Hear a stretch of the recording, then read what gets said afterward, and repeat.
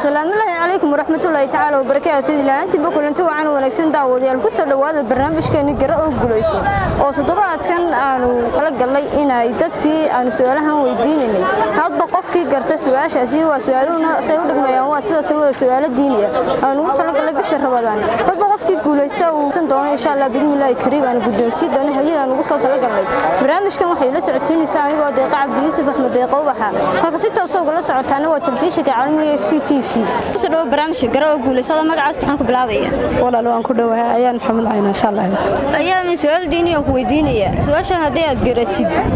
إن حديث بدك تقولي سنة حتى ديت قرأوا يدوا أنكو بدل سؤال شاس. إن سؤال شو واحد قرأنا يسام. الرسول كان عليه الصلاة والسلام مركي وقد يشجر سمسع الرؤية. عليه الصلاة والسلام الله سؤال شاس ولا أنا ما قرأناها. أنت أنكو بدل الرسول كان عليه الصلاة والسلام. إمساس حبيبك كنت بتكون شري. إمساس حبيب ترى ضد أنت يا حاي. إن التجابية منه والله ما قاعد ما قرن لكن أدي عن سكوت يا كنت نسحابي كنت نسحابي أوكي وما تقرأ ما سنتر فسلوا برامج قرأ وقولي صلا ما قعدت حنك بلاوي بسم الله الرحمن الرحيم ما قاعد واحد لا عبد الله إبراهيم أحمد عبد الله إبراهيم سؤال الدينية كويدين تأسس صحيح وجهوتي حديث بس قولي سنة إن شاء الله سؤال شنو حفرانسا الرسول كان مركي قديش بورستي مسع الرؤية يا قديش مركي الرسول كبورستي إمسع الرؤية وحمي وذن بدلوا الرسول كان لباس حبيبه كنت بتكون لباس حبيب مقعد محي كان لباس صحابي بلال يا بلال بان قرنيه اوكي ما تقرن اد ما سنتي قال مقعك بلابيه وندوي ولا لا عايشه ابراهيم عايشه سؤال ديني او ويدينيه سؤال شيء hadii aad garatid hadii baad ku guuleysanaysaa taas waxay ku dhacaysaa rasuulkeena عليه الصلاه والسلام khadiija markii guursan jacaruweeti hal wiil hay muxuu ahaa magaciisa والله مقعيسة ممكن مسح كرايا تمام كعذر درنايا اوكي رسول كان عليه الصلاه والسلام امس اصحابي كنت بتكون شري امس اصحابي كنت بتكون شري اصحابي كنت بتكون شري لا اصحابي كلا لا اصحابي مقعود كل شيء الله ما كعذر درنايا تانا ابو بكر ايضا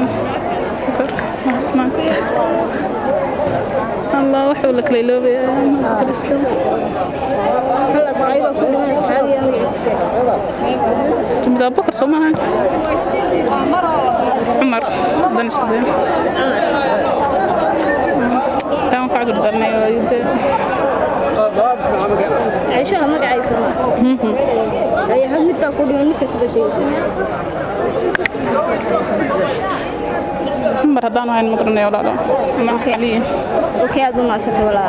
ان كسو دوله برامج قراء كوليسada magaca istaxan ku bilaabaya bismillaah magacaygu waa ayaan axmed aadan ayaan axmeday waxaan ku weydiinayaa su'aalo diiniya su'aasha hadii aad garatid hadii baad ku guuleysanaysaa su'aashan waxay ku oranaysaa khadiija markii ay rasuulkeena guursaday imsa carruur wadatay hal bi wadatay magaciisa maxaa magaciisa ma xasuusto laakiin ayay rasuulkeena عليه الصلاه والسلام imsa asxaabada ku dawad kun jiray أصحاب إمس أصحاب يعني أختي rasuulkeeni imisa asxaabiga ku daba tukan jiray laba asxaabiga bay ahaayeen labada asxaabi magacyadoodu maxay kala ahaayeen haddaan isku dayo waa Abu Bakar iyo Umar aad u maastay wala macaani maadgar ku soo dhaw barnaamijka garow guuleysada magacaas taxan ku bilaabay wala waan ku dhawey magacayga Cabdilaahi Maxamed Cabdilaahi waxaan ku weydiinayaa su'aal diini ah hadii aad gartay hadii baad ku guuleysanaysaa su'aashan waxay ku oranaysaa rasuulkeena عليه الصلاه والسلام khadiija markii uu timiim sacaruur wadatay laba haddaan ku bedelo rasuulkeena imisa asxaabiga ku dawad kun jiray laba Umar iyo Uthman bin Affan اوكي ولا ما تقرب ما سنت بس لو ولا برمش قرب قول لي صار ما يستحق بلاوي كله والله عبد العزيز حسن بلد عبد العزيز سؤال ديني كوديني سؤال دس صح او جوابتي هيد بس قول لي سنه سؤال شنو waxay qoranaysaa rasuulkeena عليه الصلاه والسلام markii khadiija guursatay inta carruur wadatay markii rasuulka guursatay khadiija imisa carruur wadatay khadiija حبيبي والله hadaan ku bedelo rasuulkeena laba asxaabiga ku dawad kun jiray laba asxaabi magacyadu maxay kala laba asxaabi waxa Abu Bakar Siddiq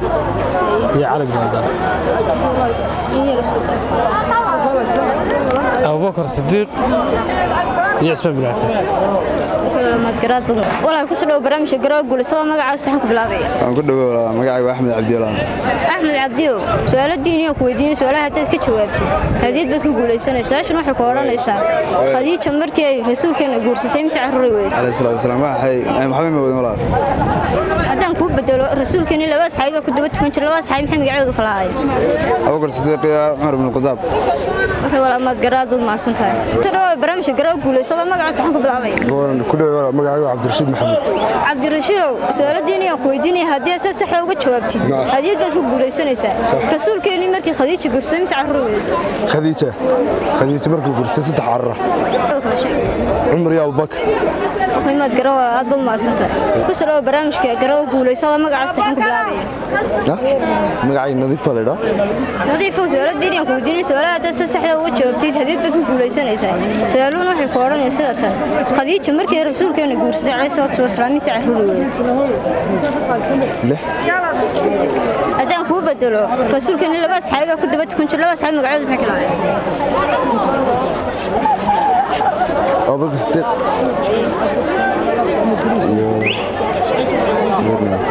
okay aad ma santahay ku soo dhaw barnaamijka garoo guuleysada magacaas waxaan ku bilaabaya magacaygu Mukhtar Maxamed Jaamac su'aasha ku weydiinaya waxay tahay waa su'aal diini ah hadii aad garto hadii bad ku guuleysanaysaa su'aashan waxay ku oranaysaa rasuulkeena alayhi salaatu wasalaam qadiisoo timi imsa carruur weyd Khadiiji armal u baahid waxa may wada hadii aan ku bedelo rasuulkeena imsa saxiib ku daba tukan jiray imsa saxaabi asxaabtiisii khulafaa raashidiinta imsa maxay kala ahaayeen Abu Bakr Umar Ali Uthman okay maamad garoon ma soo dhaw barnaamijka garoo guuleysada magacaas waxaan ku bilaabaya magacaygu waa Khalid Cabdi Xaashi Khalid su'aal baan ku weydiinaya diiniyada su'aasha garatid hadii bad ku guuleysanaysaa waxaan ku oranaysaa su'aashu rasuulkeena markii Khadiija guursatay mise carruur weyd Khadiija rasuulkeena markuu guursaday inaan bahayd baan filaya carruur bay wada carruurtii mise haay carruurtu mar laba ahaa aqoon ahaantay okay tan ku bedelo su'aashaas rasuulkeena laba saxiib ku daba tukan jiray laba saxiib magacooda maxay kala ahayd wallahi kuma ka saayay ma ii bedel mar saddexaad okay aad buu maasantay walaal ku soo dhaw barnaamijka garoo guuleysada magacaas waxaan ku bilaabaya Caasha Maxamed Axmed magacayga leeyahay Caashay waxaan noo sheegtay su'aal aan ku weydiin doono diini hadii aad garatid hadii bad ku guuleysanaysaa su'aashuna waa su'aal diini ah waxay ku oranaysaa su'aashu in rasuulka alayhi salaatu wasalaam markii Khadiija guursatay imsa carruur weyd may wadan ciyaar hadii aan ku bedelo rasuulkeena alayhi salaatu wasalaam imsa saxiib ku daba tukan jiray waxa ku daba tukan jiray Umar ibn Khadaab iyo Cismaan okay maamad garanaad bad ma santahay ku soo dhaw hooyo barnaamijka garoo guuleysada magacaas waxaan ku bilaabaya waan ku soo dhawaaday hooyo waan dhow Caasha Cabdi Caashay su'aasha ku weydiinay waa su'aal diini ah hadii su'aasha si sax ah uga jawaabtid hadii baan ku guuleysanaysaa marka su'aashu waxay ku oranaysaa Khadiija markii rasuulka guursatay alayhi salaatu wasalaam imsa carruur ayay wadatay Khadiija afar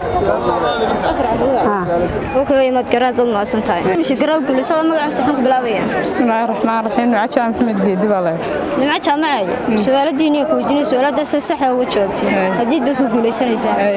su'aashu waxay ku oranaysaa sida tan rasuulkeena alayhi salaatu wasalaam Khadiija guursatay imsa carruur weyd Allahumma salli ala xabad bay wadat su'aasha labaad waxay ku oranaysaa asxaabi ee rasuulkeena laba saxiib ku daba tukan jiray laba saxiib magacooda maxay kala ahayd laba asxaabi wallahi saxmaay garoo guuleysada magacaas waxaan ku bilaabaya mubaarigow su'aalo diini ah ku weydiinaya dad sax ah uga jawaabtid hadii bad ku guuleysanaysaa su'aashuna waxay ku oran rasuulkeena alayhi salaatu wasalaam markii Khadiija guursatay imsa carruur weyd su'aasha labaad waxay ku oranaysaa rasuulkeena laba saxiib ku daba tukan jiray laba saxiib magacooda maxay kala ahayd علي بن أبي طالب يا بكر بن صديق barnaamijka garo guuleysada magaca ku bilaabay walaal nimco cali nimco su'aaladeeni aan ku weydiinta saxda uga jawaabtay hay'ad baad ku guuleysanaysaa su'aashan waxay ku oranaysaa rasuulkeena ma khadiija guurtay mise carruweed laba ciyaala su'aasha labaad waxay ku oranaysaa laba asxaab rasuulkeena ku daba tukan jiray laba asxaab magacooda abubakar sadiiq iyo cabdiraxmaan bin cawf daawadayaal waxaanu isku guda jirnay barnaamijkeeni garo guuleyso oo aan ka wadnay bartamaha caasimada Soomaaliland magaalada Hargeysa saynaanu guddoonsiin doonaa hadiyad si toos ah ula socotaan telefishinka caalamiga Iftiin TV waxaan ila socodsiinaysaa anigoo deeqa cabdi Yuusuf Axmed deeqa waxa haddaba su'aalihii aan diiniga aan dadka weydiinay waxa ku guuleysatay Nimco Cali Ibraahin oo ka mid ahayd guuleystayaashaasi maanta ku guuleystay hadiyaddan ugu talagalay oo guddoonsiin doono bismillah karim Nimco waxaad ka mid tahay guuleystihii koowaad ee ku guuleystay su'aalihii diiniga dadka weydiinay dareenkaaga suu yahay walaal aad iyo aad baan ugu faraxsanahay inaan ka jawaabo su'aalaha aad inoo soo bandhigteen ee Ramadaanka waxaan leeyahay ilaahay naga jisaaysiyo annagana insha Allah su'aalaha noo soo badiyaysan uga jawaabno aad iyo aad baan ugu mahadcelinaynaa adiga iyo TV-gaba assalaamu calaykum waraxmatullaahi diiniga sidee ayay isku tihiin marka hore waxaa jirta barnaamijyo diiniga oo isku dayay mararka qaarkood inaan ka jawaabo su'aalo fara badan oo la isweydiiyo marka su'aalaha faraha badan leh ee ka jawaabi jiro man jawaabaha aan ka dhaxlay sidaas weeyaan walaal okay nimco aad iyo aad ma santahay waxaad ka mid noqotay guuleystayaashii maanta insha Allah bismillah karim waxaan rajayn doonaa marka xigtana inaad guuleyso doonto hadii Ilaahay ka dhigo waxaan ku guddoonsiin doonaa hadiyadii aan kuugu talagalay bismillah karim insha Allah maadaama aad ka mid noqotay guuleystihii koowaad ee maanta nimco waxaad ka mid noqotay guuleystihii koowaad ee maanta hadiyaddan kuugu talagalnay guuleystayaashina maanta nasiib yeeshay insha Allah bismillah karim waxaan rajayn doonaa inaad diinta bintii Ilaahay dadkeeda ku anfacay noqon doonto insha Allah bismillah karim aad bad ma santahay maxaad u soo jeedin lahayd dadweynaha waxaan u soo jeedin lahaa maadaama diinta ay muhiim tahay in la barto asxaabi iyo diinteena waayo bishan aan ku jirnaa waa bishii Ramadaan ma sha Allah aad bay wanaagsan tahay in la barto Quraanka waayo waa bishii Quraanku soo degay intaad akhrinayso intaad baranaysaba ajir badan buu Ilaahay kaaga soo qoraya Iftiin TV-na waxaan leeyahay congratulations millions of time adigana si gaar ah kuugu mahadcelinayaa waayo mar walba hablaha inay role model noqdaan aad baan u jecelahay marka waxaan ku leeyahay go forward halkaana ka sii soco insha Allah waxaan ku rajaynayaa mar walba farxad waarta idinkii dhammaan ummadda muslimiinka kula caamaantu bixeer baan leeyahay way daawadayaal taasi waxay ahayd nimco oo ka mid ahayd